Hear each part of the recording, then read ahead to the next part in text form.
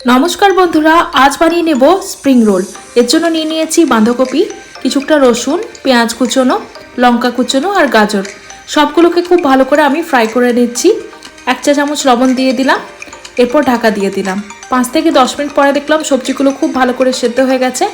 এরপর দিয়ে দিচ্ছি সয়া সস আর সামান্য পরিমাণ টমেটো সস আর সামান্য গোলমরিচ গুঁড়ো।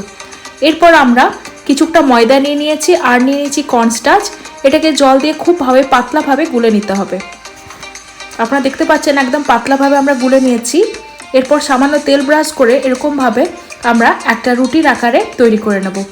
এরপর এই পাতলা রুটিগুলোর মধ্যে আমরা তৈরি করে রাখা মশলাটা দিয়ে দিলাম আর সামান্য চিজ দিয়ে খুব ভালো করে এরকমভাবে র্যাপ করে নিতে হবে। আমাদের রোল তৈরি হয়ে গেছে। এরপর সামান্য তেল আবারও ব্রাশ করে নিয়ে প্রত্যেকটা রোলকে আমরা 5 থেকে 10 মিনিটের মতো হালকা অয়েলে ফ্রাই করে নেব। তাহলেই তৈরি হয়ে যাবে সুস্বাদু স্প্রিং রোল।